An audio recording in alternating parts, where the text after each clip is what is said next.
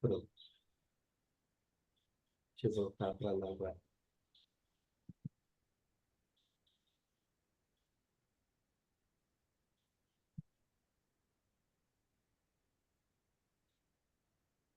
Então,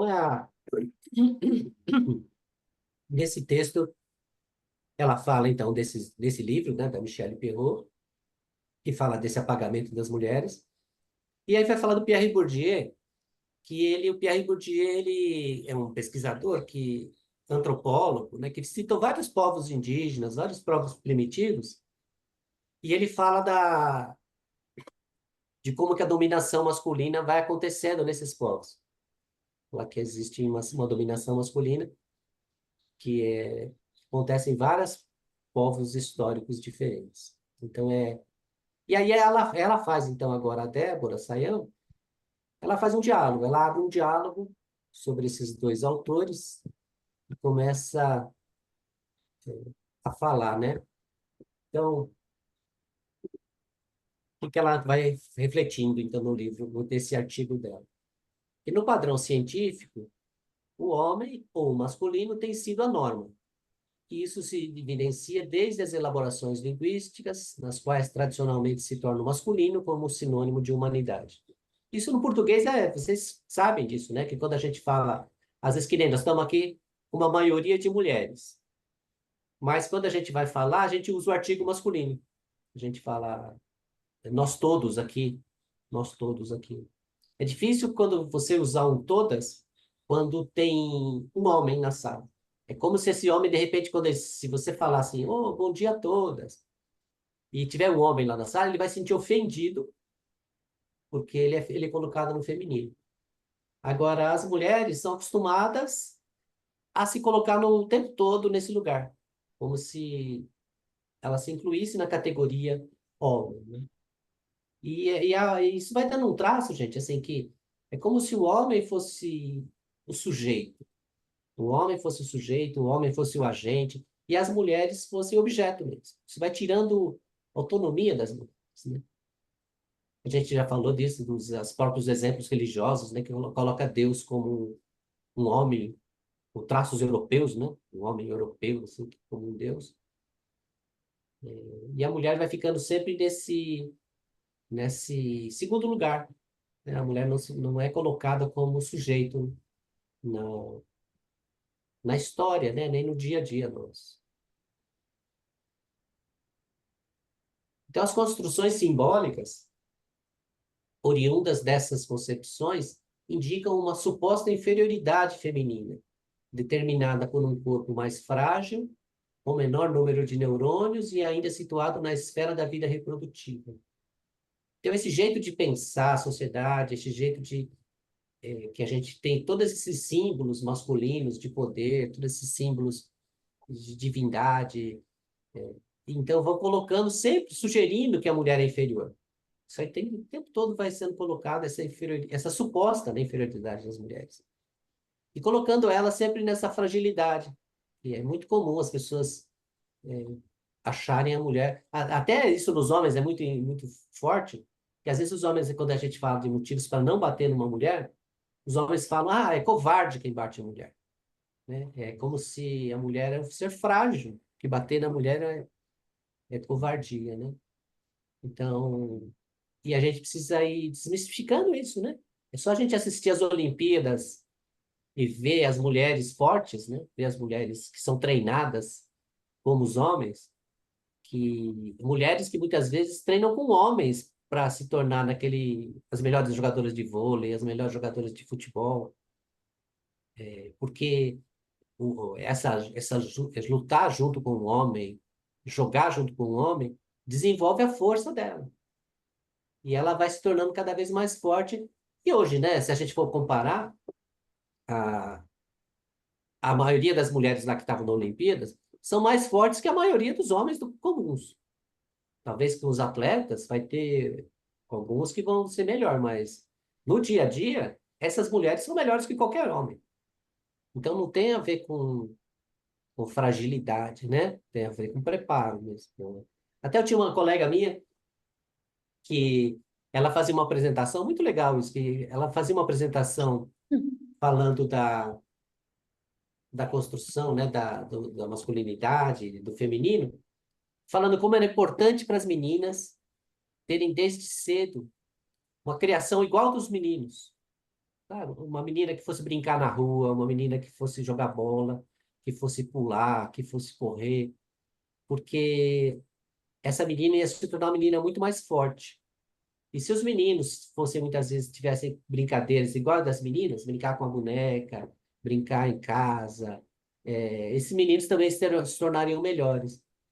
Então, assim, quanto mais a gente permitir a mistura, meninos e meninas brincando juntos e juntas, meninos fazendo as mesmas coisas, as mesmas brincadeiras, sem distinção, né, de gênero em função da brincadeira, mais bem vai fazer para os dois. Porque eu lembro de uma vez assisti uma apresentação de uma moça que ela ensinava a defesa pessoal para mulheres, para se defender, inclusive do próprio marido, e para se defender também de umas possibilidades de estupro, de violência urbana. Então era muito interessante que era uma moça pequena, mas ela ensinava golpes assim, em lugares que você segurar na mão, no pescoço, que derrubava qualquer homem, né? Qualquer homem de qualquer tamanho.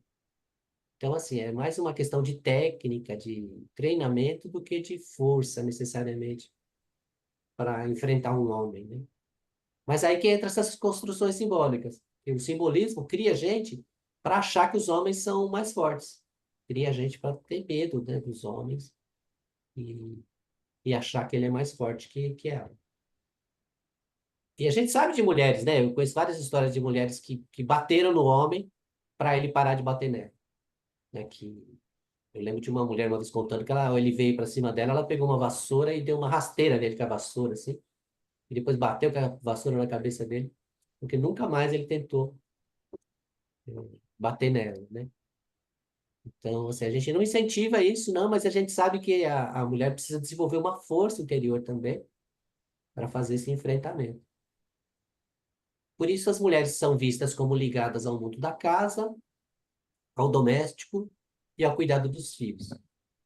Então, a gente, no encontro passado, a gente conversou bastante sobre isso, falando dessa construção que foi feita que a sociedade, em determinado momento, para preservar as crianças, né, as crianças que morriam muitas no final da Idade Média, assim, no começo da civilização mais das cidades, né, cidades modernas, as crianças morriam muito e o Estado fez, então, o papel que quem deveria cuidar das crianças eram as mulheres, para que as mulheres fossem responsáveis pela vida das crianças. Então, ao invés do Estado assumir a vida das crianças, né, o Estado ser responsável pelas crianças, as mulheres é que ficaram responsáveis e tiraram esse papel dos homens. Então, a mulher ela é reforçada o tempo todo para o mundo da casa, para o doméstico e o cuidado dos filhos. E perde totalmente a possibilidade de trabalhar na produção, né? Então, à primeira vista, e tomando representações comuns, seria possível dizer que os homens estariam ligados na esfera da vida produtiva, enquanto as mulheres na vida reprodutiva. Então, a nossa sociedade, então, quando começa a se industrializar, quando começa a construir as primeiras cidades, as mulheres passaram a viver na vida produtiva, quer dizer, a vida reprodutiva, né, no sentido de reproduzir as crianças, de cuidar das crianças, cuidar da casa, cuidar do privado, e os homens foram incentivados para a vida produtiva. E o homem é valorizado, então, pela produção, pelo trabalho. Isso a gente ouve no dia a dia. Quando a gente ouve as mulheres falando dos homens, muitas vezes você ouve, meu marido bebe e tal, mas ele é trabalhador.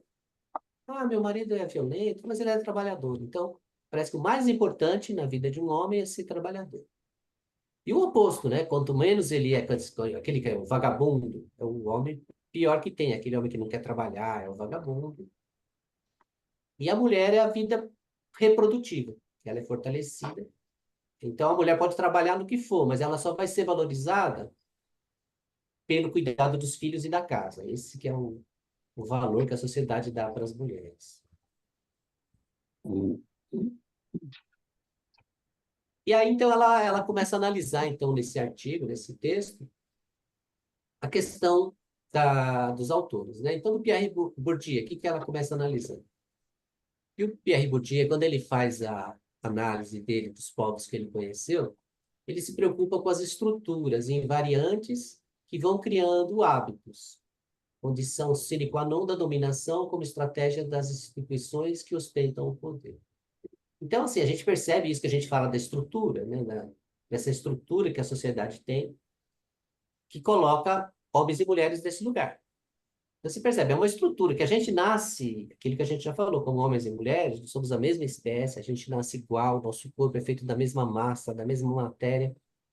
Só que só de nascer, já se separa, homem e mulher, e já se olha diferente, um homem para a mulher. Então, às vezes a criança nem nasceu ainda, a criança ainda está na barriga da mãe, e se faz aquelas brincadeiras, né, para saber se é azul ou se é rosa, se vai ser menino, se vai ser menina. E a gente olha totalmente diferente se for um menino e olha totalmente diferente se for uma menina. Tudo. A gente pensa na roupa diferente, a gente pensa no jeito diferente. A gente não consegue olhar, nosso olhar, ele é totalmente generificado. A gente não olha igual para homem e para mulher. E às vezes, quando vê um bebê que a gente não sabe o que é, ou criança, né? Às vezes a criança olha para uma criança e você não sabe se ela é menino ou se é menina, a pessoa fica angustiada tentando descobrir se é menino ou se é menina. Então fica procurando um brinco, fica procurando um cabelo comprido, cabelo curto, a roupa, tentando identificar se aquela criança é menino ou menina. E tem algumas coisas que estão acontecendo já na nossa cultura, né? A gente vê que nem tem. Eu lembro de um casal, não é no Brasil, né? Não lembro que país que eles são, que eles criam uma criança sem dizer que ela é, se ela é menina ou menina. Eles colocaram um nome neutro e colocam roupas neutras, então as pessoas não sabem se aquela criança é um menino ou se é uma menina. E eles vão criando ela assim, para colocar as pessoas, né? Para não ter essa generificação que a gente constrói. A Michelle Perrot, nesse livro dela, ela dá visibilidade ao movimento de contraposição ao poder.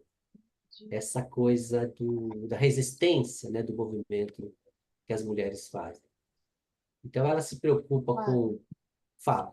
tudo certo. Desculpa, só vou interromper porque eu saí, tá bom? Muito Tranquilo, obrigada, tranquilo. viu? Aí depois você vê o filme. Então, a Michelle Perrot, ela vai procurar olhar para como as mulheres eh, fazem os exercícios cotidianos para resistir a essa dominação. Então, nesse livro que ela analisa as mulheres, o dia a dia das mulheres que sumiram da história, ela procura dar visibilidade, então, a esse movimento, exercido pelas mulheres, muitas vezes, nas mesmas instituições, espaços e lugares acima referidos. Então, são mulheres que estão na academia, mulheres que estão no esporte, que estão na história, né, que fizeram revoluções, que participaram de grandes movimentos, tanto no Brasil como em outros países, mas que a história apaga. A história não fala sobre elas. Até esses dias teve uma colega que passou um filme que eu achei bem legal. Essa colega ela vai vir dar aula para vocês aqui. Que eu acho que eu não sei se eu comentei com vocês, mas eu vou trazer algumas pessoas para falar aqui para vocês também, né? E essa colega, ela mostrava um, assim, que era bem interessante, que a pessoa fazia uma pergunta assim, olha, um, teve um acidente, o pai morreu e a criança estava muito machucada. Então levaram essa criança para o hospital e aí quando chega no hospital, chamaram o principal especialista do hospital, o maior especialista lá do hospital, para fazer a cirurgia. E aí na sala de cirurgia, ele olhou para a criança e falou assim: eu não posso operar essa criança, que ele é meu filho. E aí a pessoa começa a perguntar para as pessoas que estavam, conta essa história, né? E começa a perguntar para as pessoas: o que que aconteceu? E aí é muito interessante que as pessoas falam: nossa, ele tinha dois pais? Não, o que aconteceu? O pai dele nasceu de novo? Como foi? Aí fica assim vários, né, perguntando, até que num determinado momento, alguém fala assim, ah, era a mãe dele que ia fazer a cirurgia. Ela falou, era uma mulher que ia fazer a cirurgia. E aí todo mundo parece que assim, né, puxa, não tinha pensado nisso, né? Aparece as pessoas dando resposta. Que quando você fala que é o especialista, o principal cirurgião do hospital, a pessoa não imagina que é uma mulher. O imaginário da gente vê que é um homem que está nesse lugar. Então, o nosso imaginário, e quando se fala de qualquer lugar, a gente imagina um homem e não uma mulher nesse lugar de poder. Então, as mulheres estão nessas instituições, estão em todos os lugares, só que elas desaparecem, né, da história, elas não são contadas. E quando a gente pensa, tem várias coisas que a gente feitas por mulheres, que até vocês sabem, né, que tem várias escritoras que colocavam nomes de homens para escrever os livros, porque assim seriam mais respeitadas, que o livro dela seria mais lido. Tem umas colegas nossas que são facilitadoras, né, de grupos de homens, que elas falam assim, às vezes ela tá ela e um homem ali no grupo de homens. E aí ela fala alguma coisa assim, e ninguém dá bola porque ela falou. Ninguém faz nenhum comentário. Aí o companheiro, o rapaz que está junto com ela, fala a mesma coisa. E aí todo mundo valoriza. Ah, é verdade mesmo que você falou. Como é assim mesmo. Ela fala assim que é como se que ela fala, não, ela pode falar a mesma coisa, mas não vai ter o mesmo peso de que quando um homem fala. Isso acontece com todas as profissões, né? Então existe essa desvalorização do feminino, como se o masculino, é, tudo que ele fala fosse mais valorizado, fosse mais importante do que o que a mulher fala. Então, essas mulheres, nas mesmas instituições, espaços e lugares acima referidos, mediante estratégias ligadas à vida cotidiana, as quais lhe conferem poderes, no plural, colocando ênfase em aspectos relacionais do convívio cotidiano. Então, o que que a Michelle Perrault vai analisar? Que essas mulheres têm uma série de poderes que elas exercem dentro do espaço que ela ocupa para poder resistir a esse movimento. Sabe? Então, assim, vocês mesmas, né, se a gente for pensar em vocês que estão atuando aí, tem a vida familiar e tem a vida do trabalho. Quantas resistências vocês fazem o tempo todo para ocupar esses espaços? Muitas vezes vocês fazem abrir mão de algumas coisas, algumas concessões que vocês fazem, ouvem algumas coisas e fingem que não ouvem. Isso, outro dia, uma menina contava também, que ela, no trabalho dela, ela ouvia umas bobagens, ela trabalhava com muitos homens, né?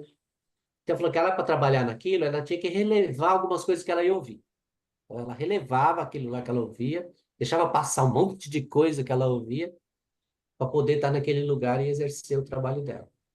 Porque, principalmente, né, os homens vão o tempo todo tá meio que testando essa mulher, né? O tempo todo colocando ela em coisas, como assim? Só um exemplo, né? Outro dia um menino contava no grupo de homens que eles jogavam na escola, quando eles estavam jogando queimada, né? Eles jogavam queimada e os meninos, qual era o combinado? Primeiro iam queimar todas as meninas para depois entrar entre os meninos.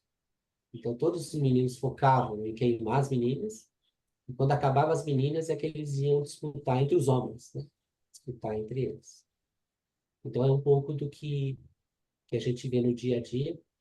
Então, sempre que uma mulher está presente, os homens vão fazer um pouco exercício com ela, ou esse exercício de malícia, né? De buscar essa mulher de uma forma sexualizada, ou então vão eliminar ela para depois ficar entre os homens. Então, ser homem ou mulher é parte e parcela do objeto que tentamos compreender. Então, isso é bem interessante, porque é isso que ela vai chegar nessa discussão. Ela vai discutir isso nesse texto que eu passei para vocês. Que o fato do Pierre Bourdieu ser um homem influencia a visão dele de mundo. E o fato da Michelle Perrault ser uma mulher influencia a visão dela de mundo. A gente não tem como sair desse lugar, sabe, gente? Esse lugar é nosso. Né? A gente vê o mundo Eu vejo o mundo através de um homem que foi criado na sociedade machista e vocês vão ver uma mulher, vocês olham, né, para o mundo com o olhar de uma mulher que viveu nessa sociedade machista também. Então, isso faz parte da gente. A leitura de mundo que a gente faz tem a ver com o nosso gênero. Analisar a dominação masculina implícita, então, consciência de nossa condição de pesquisadores ou pesquisadoras, pois somos influenciados por estruturas sociais e cognitivas que revelam uma tradição masculina de pensar o poder e o conhecimento, aspectos que são interiorizados na forma de esquemas inconscientes de percepção e apropriação das estruturas históricas da lei masculina. Então, são uma série de coisas que a gente foi interiorizando, né, que foram se cristalizando aqui na nossa cabeça, que vem dessas estruturas que a gente tem. Que são estruturas que a gente vê construída por homens, e um jeito de funcionar masculino, um jeito de ser masculino, que vai mexer na nossa subjetividade, né? No jeito que a gente vê o mundo, no jeito que a gente se olha, a gente se coloca, que a gente fala. Então, a gente, na nossa cultura, a gente vai se apropriando, então, desses esquemas inconscientes, né, que a gente tem, e de forma inconsciente a gente vai agindo, sabe? Sem ter consciência, né, dessas coisas que a gente tem interiormente. E essa lei masculina, então, acaba dominando, né, a nossa subjetividade.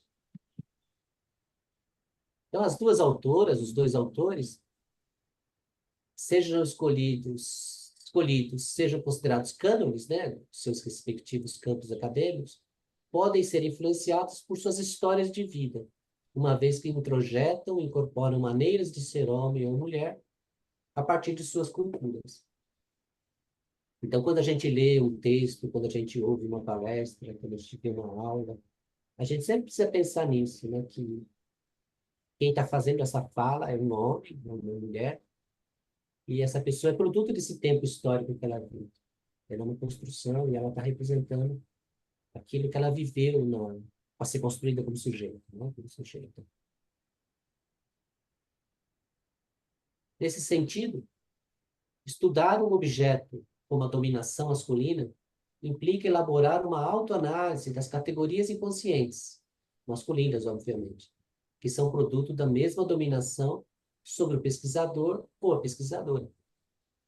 Então, nosso olhar ele está influenciado nisso, e principalmente no caso, né, de vocês que trabalham com mulheres, né, que vão atender as mulheres, e vão tentar tirar as mulheres desse espaço de ser dominadas, né, dessa situação de dominação, é importante ter essa consciência, assim, para aquilo que a gente até falou, né, para vocês não reproduzirem um machismo ali com elas, né, não reproduzirem um sistema de dominação machista que pode também levar essa mulher de novo. A gente vai de novo desvalorizar essa mulher, sabe? Essa mulher está indo lá procurar atendimento com vocês, e de repente a gente desvalorizar essa mulher, a gente não entender o sistema, a estrutura de dominação que coloca ela nesse lugar, e muitas vezes cometer uma nova violência, né? Essa que a gente fala da violência institucional, né? Quando a gente vai atender essa mulher, em vez de fortalecer ela, em vez de fazer ela sair maior, a gente exerce poder e ela acaba saindo menor ali daquele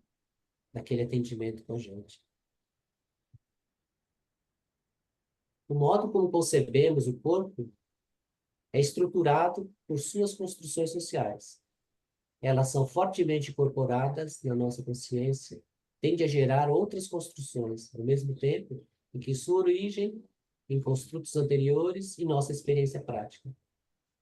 Então, o que é difícil na nossa cultura é isso, né? A gente desde pequeno nasceu nessa sociedade machista estrutural, e na família, então, a gente foi vivendo, e as famílias foram reproduzindo esses modelos para nós, do que é ser homem, do que é ser mulher. E aí a gente vai para a escola, e a gente vai trabalhar, e esses lugares vão reforçando essas coisas que já estão postas, e vai se cristalizando, né? Vai se cristalizando esse machismo dentro da gente, e a gente começou a olhar o mundo como se ele fosse assim, como se fosse verdade isso tudo, né? Que aí a gente começa a olhar para o mundo como se as mulheres fossem frágeis, como se os homens é que são fortes, os homens é que são capazes, e o tempo todo valorizando os homens e desvalorizando as mulheres. Então, a construção social que afirma que os corpos, masculinos e femininos, são construções diametralmente opostas umas às outras, isso é, o masculino é algo não feminino e o feminino é algo não masculino, os quais são reforçados pelos ritos de instituição que desencoraja qualquer aproximação no campo político de um gênero ao outro. Por isso que é importante a gente fazer essa reflexão de que nossos corpos não são diferentes. Nossos corpos não são diferentes. E nós, masculino e feminino, cada um de nós tem. Cada um de nós tem dentro da gente, masculino e feminino. O Jung sempre trabalhou nessa linha, o Freud também. Que a gente tem aqui dentro tudo que é masculino e tudo que é feminino. A gente, enquanto espécie humana. Então, eu já atendi homens no consultório que internamente era totalmente aquilo que a gente chama de feminino. Eu já atendi mulheres que eram totalmente masculino. Então, masculino e feminino não tem a ver com o órgão sexual que a gente tem. Não tem, é da espécie mesmo, esse nosso jeito. E assim, na verdade, aquilo que a gente chama de masculino é humano. É humano. E aquilo que a gente chama de feminino é humano também. Só que a gente, na nossa existência, os meninos são pressionados a só mostrar o masculino, só desenvolver aquilo que é masculino, masculino, masculino nele, tirar tudo que é feminino. Então, o homem não se permite nada feminino. E isso torna a nossa humanidade rachada no meio, né? A nossa humanidade ela é cortada no meio. Então, os homens perdem totalmente as coisas femininas da vida dele e as mulheres vão perdendo tudo aquilo que é masculino também. Então, a gente precisa sempre todo restaurar isso, né? Buscar o feminino nos homens e o masculino nas mulheres. Então, porque tem também o ânimos e ânima, né? Uhum, Inconscientemente. Então, a gente uhum. tem assim, no nosso desenvolvimento, você teve contato com os homens, né? Então, você vai construindo também uma identidade masculina, né? Além da feminina, só que está inconsciente, né? É isso mesmo, isso mesmo. E é tão legal, né? O Jung coloca que o nosso oposto aí, né? Nosso Aham.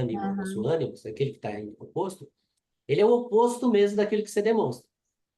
Então, digamos assim, se uma mulher ela é muito masculina, ela por fora ela é muito masculina, o ânimo dela vai ser feminino. Então, o ânimo sempre vai ser o oposto daquilo que você Uhum. demonstra. Só que como a mulher o tempo todo é só incentivada, mostrar só o feminino, ser delicada, ser boazinha, falar mais baixo, falar mais doce. Então, tudo isso vai fazendo que o oposto seu vai ficando aquele machão, né? Então, o seu É, oposto vai ficando um machão. E a gente precisa, nessa discussão que a gente faz de gênero, quanto mais a gente for capaz de dissolver isso, então a mulher cada vez assumir mais questões masculinas, assumir papéis cada vez mais masculinos, e os meninos cada vez mais papéis femininos, né? É assim que a gente vai conseguir ter uma mudança nas questões de gênero. O menino deixar de ser desvalorizado pelo feminino. Então, quanto mais o menino for, a gente respeitar os meninos femininos, e mais respeitar as meninas masculinas, mas a gente vai conseguir causando essa igualdade, né? Entre as pessoas. Então, entender historicamente os complexos fenômenos e as interrogações que norteiam o público e o privado, o coletivo e o individual, o masculino e o feminino.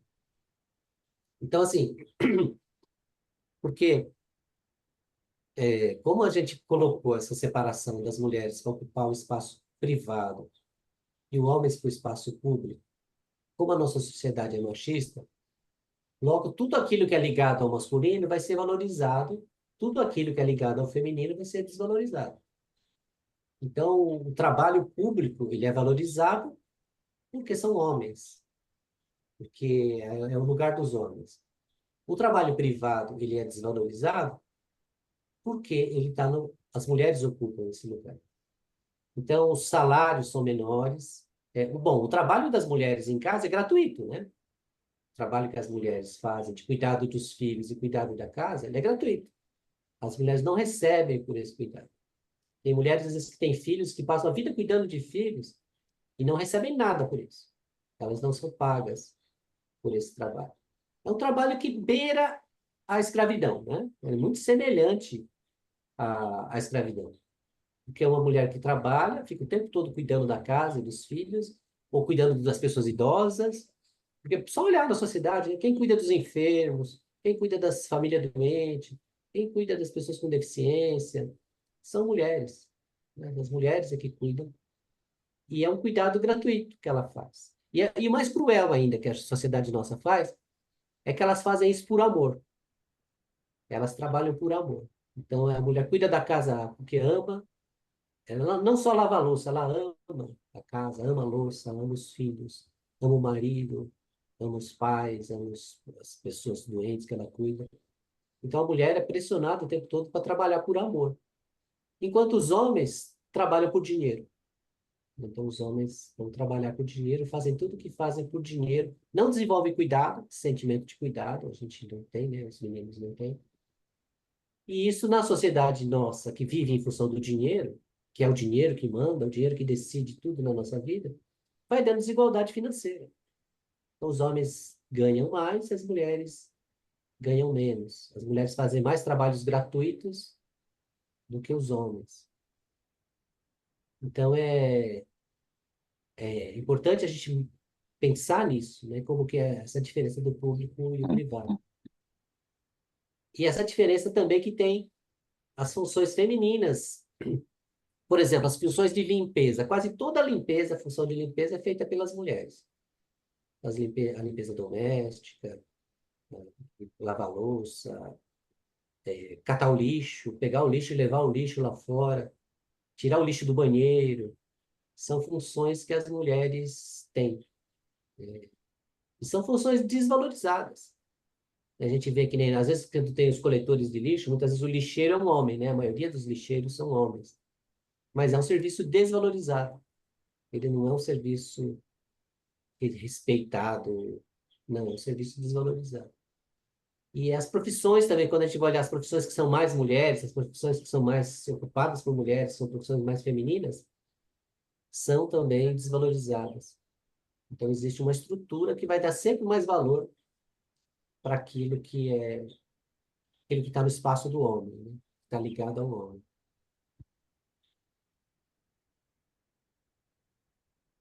Então, reforçar a dominação masculina em contraposição à não visibilidade dos poderes femininos é uma forma de manter o poder na mão dos dominantes. Então, é interessante a gente reconhecer, então, no cotidiano, no dia a dia, os poderes femininos. Quer dizer, qual o poder que a mulher exerce? Como que ela faz esse poder? Como que ela consegue controlar para ter mais espaço? Como ela faz para poder sair para trabalhar, mesmo tendo filhos e filhas? Como ela faz para ter o dia a dia dela, para ter as coisas dela? Quais são esses poderes femininos usados no dia a dia que ficam escondidos, que a gente não vê? E a gente precisa dar visibilidade para esse poder cotidiano das mulheres, né, do dia a dia, para poder romper com a dominação. A gente tem que olhar o exercício que as mulheres fazem. Nem mesmo para ir aí na casa e fazer uma denúncia. A gente sabe quanto que é difícil para uma mulher denunciar o próprio companheiro. Muitas vezes é o pai dos filhos dela, que ela não quer, às vezes, ele preso. Ela só quer que cesse a violência, muitas vezes. Ela quer que ele cesse a violência. E quanto que é difícil ela sair de casa para até aí fazer um BO, fazer um boletim de ocorrência, ou pedir uma medida protetiva, porque ela precisa ter um esforço muito grande, assim. A maioria das mulheres não vão. A maioria das mulheres não vão. E às vezes não são vários gritos que ela precisa ouvir para um dia ela ter coragem de ir lá romper com esse homem.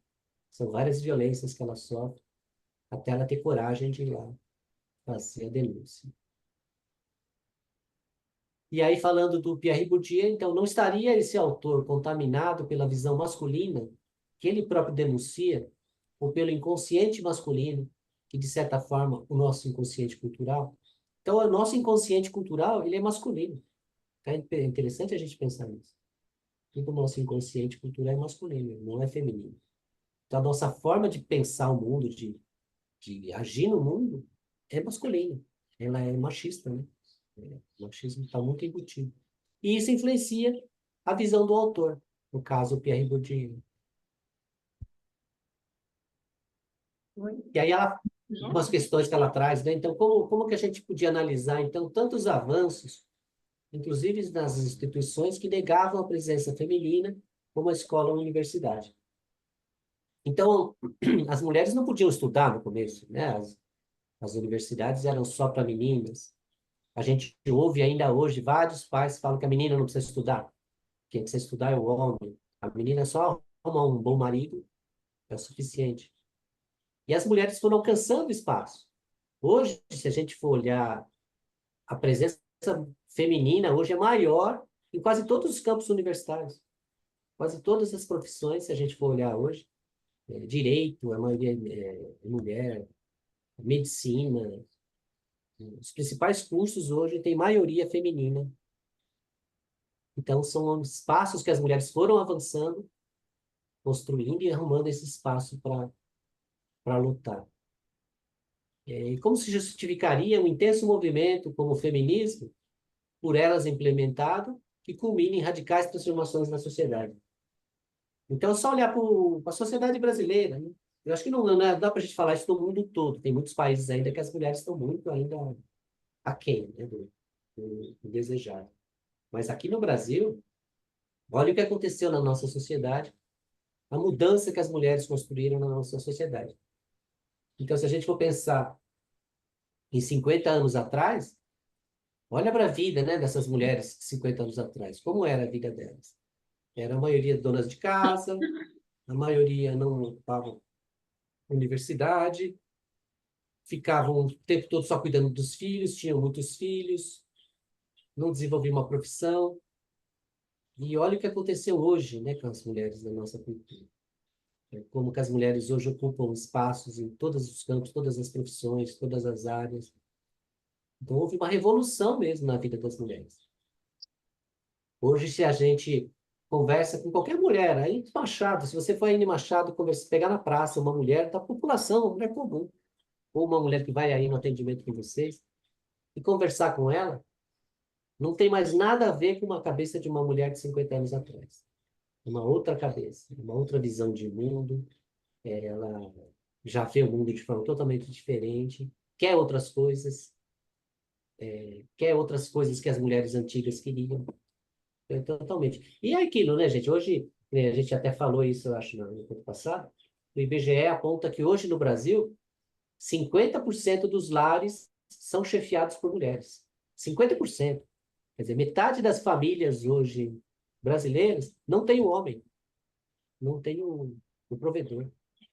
Então, rompeu, né? A sociedade brasileira rompeu. O imaginário ainda não, você vê como é forte? O nosso imaginário ainda é muito machista. Mas o dia a dia, as mulheres causaram uma revolução. E muitas mulheres que depois que acabam se separando, né, dos homens, não voltam para outro relacionamento. É muito comum as mulheres ficarem depois sozinhas ou com os filhos e não voltarem com novos homens. Enquanto é difícil a gente ver o homem que fique sozinho. O homem fica sozinho se for aquele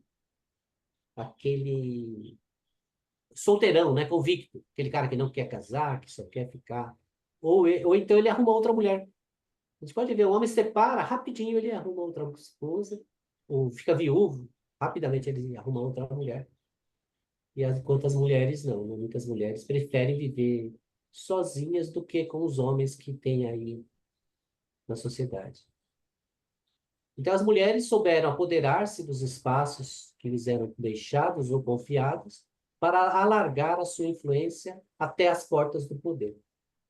Então, as mulheres usaram, né, das suas estratégias, usando os espaços que foram dando para elas, e elas foram lutando, lutando, para ocupar espaço e ocupar poder na nossa sociedade. A aceitação pelas mulheres de determinados cânones não significa apenas vagarem-se a uma submissão alienante, mas, igualmente, construir um recurso que lhes permita deslocar ou subverter a relação de poder. Então, a gente perceber, então, as estratégias, né, do machismo, como que o machismo ocorre, o que que o machismo faz, e a gente ser capaz de, por dentro dele, subverter. Por dentro dele, a gente ser capaz de resistir a essa sociedade machista, usando os espaços de poder que a gente tem no cotidiano. Então, nesse dia a dia, a mulher consegue ir rompendo, né, com essa submissão alienante que o machismo oferece para ela. O aprendizado em torno das abordagens teórico-metodológicas aqui estudadas permite pensar que masculino e feminino não são construções que se opõem, mas que apresentam hierarquias em relação ao poder. Então, gente... Opa, deixa eu fechar aqui. Deixa eu fechar aqui só. Então, como que é importante a gente perceber que a violência contra a mulher está ligada a essa questão de relações de poder. São relações de poder mesmo. E é até interessante a gente pensar que, por exemplo, quando a gente vai analisar a violência contra a criança, né? Que é adultos contra crianças. E essa violência também é muito forte na nossa sociedade. Quando a gente vai analisar adultos contra as crianças, tem pesquisas que mostram que são mais mulheres que batem nas crianças. Até por estarem no espaço doméstico, por ficar o tempo todo com elas. Então, quem mais bate em crianças são mulheres. E aí é interessante a gente pensar na relação de poder. Você vê que nesse momento a mulher não é um ser frágil, um ser dominado. Ela está num exercício de dominação em relação às crianças. E ela tem mais poder que as crianças. Por isso que ela pode bater, porque ela tem o poder. Uhum. Enquanto que se a gente for olhar homens e mulheres, a relação de poder está centrada nos homens. Então, nesse momento, a mulher está num lugar de oprimido. Então, na relação homem e mulher, ela está num lugar de oprimido e sofre a violência dos homens, porque tem uma relação de poder ali. Os homens têm mais poder na sociedade. Quando você está na relação adulto-criança, aí não, aí a mulher já está num lugar de poder e a criança num lugar de oprimido. Então, aí então a mulher, se a gente não for pensar nela o tempo todo como vítima, né? Que ela pode ser vítima num determinado momento, mas num outro momento ela está no lugar de opressora. Uhum.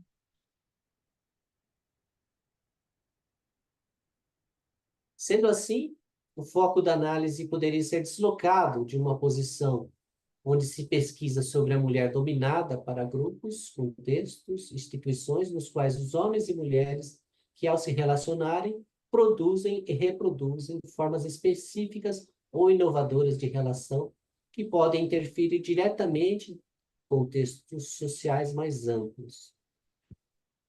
Então, a gente precisa, quando a gente for fazer esse movimento que a gente está fazendo, de analisar o machismo, analisar as relações de gênero, olhar, né, como que a gente, né, como nós aqui reproduzimos o próprio machismo, como que nós fazemos o nosso cotidiano, quando a gente está cuidando, por exemplo, de uma criança, da nossa filha, da nossa sobrinha, e a gente, de repente, não reproduzir de novo aquele modelo para ela, né, mas colocar ela num outro lugar, de repente, fazer ela pensar de outra forma, e se a gente é professora ou professora, e a gente olhar, tentar fazer essas crianças olharem de outra forma, no atendimento aí com as mulheres, quando você está atendendo uma mulher, e ela traz uma forma de pensar, se colocando como inferior e o homem como superior, e a gente fazer ela perceber como que a gente está reproduzindo o machismo, né, com essa fala.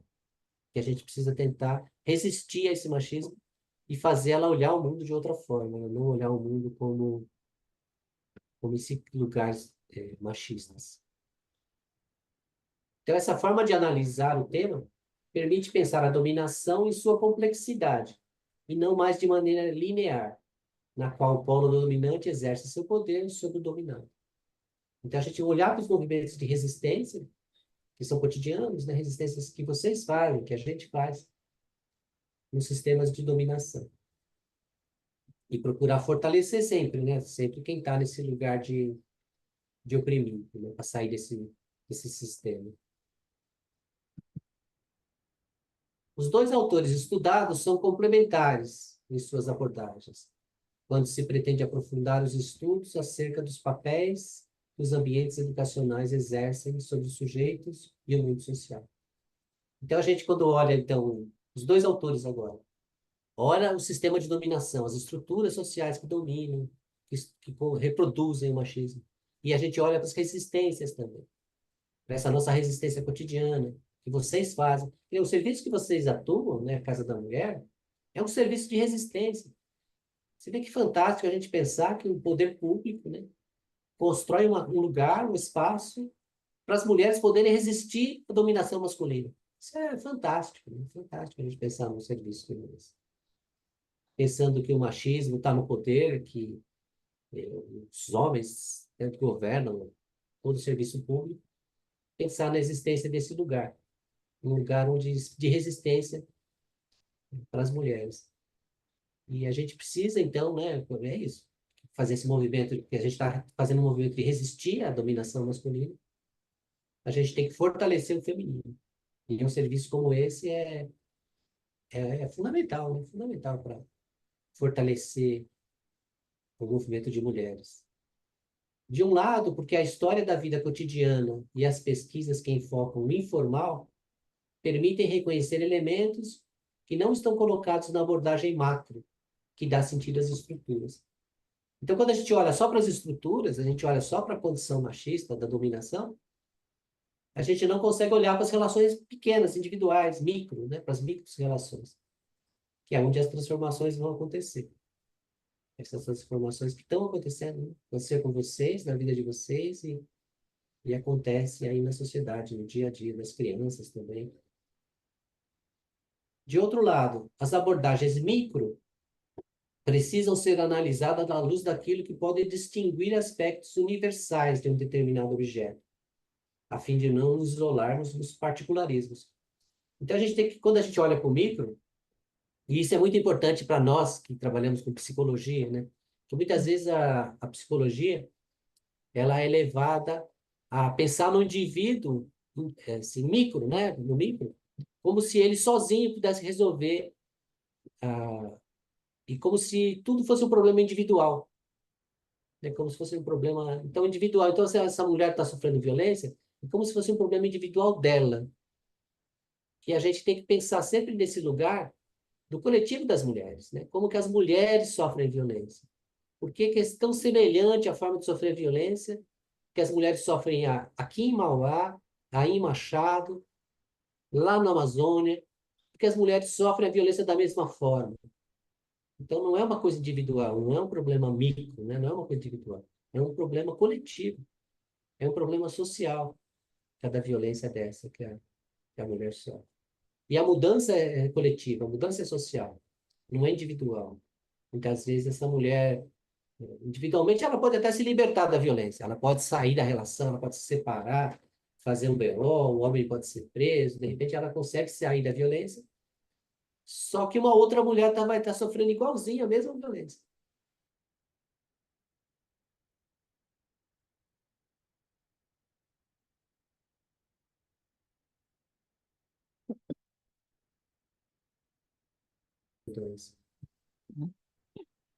Então, o pessoal é político.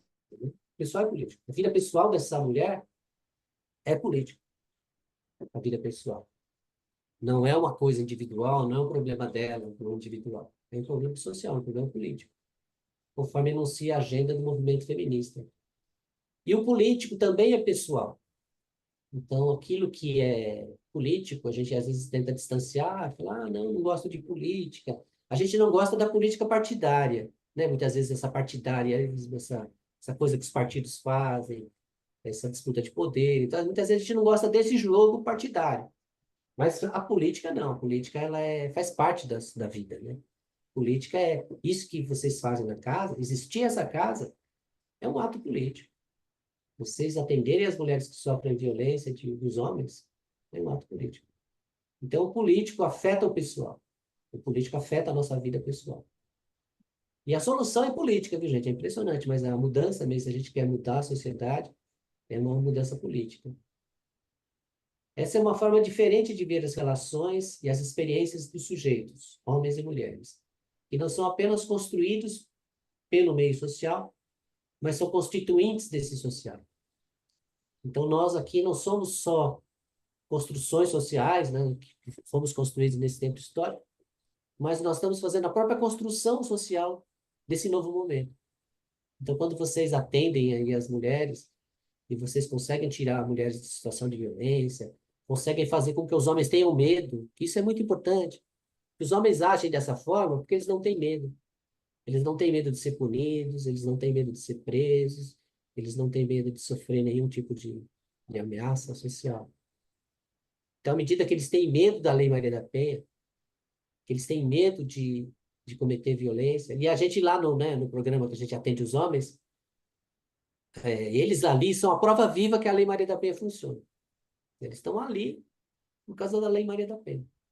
Então, aos poucos, os homens começam a ter medo da lei. E precisa ter medo. Os homens, para respeitar a lei, precisa ter medo da lei. Ele precisa ter medo e saber que ele vai ser punido toda vez que ele cometer um crime. Então, a gente precisa fazer essa mudança, né? E vocês acabam fazendo isso aí na cidade. É certeza que isso vai influenciar a casa existindo, quanto mais souberem que essa casa existe, vai influenciar os homens a terem medo e não querer reproduzir a violência contra a mulher. E é isso. Deixa eu parar o compartilhamento aqui.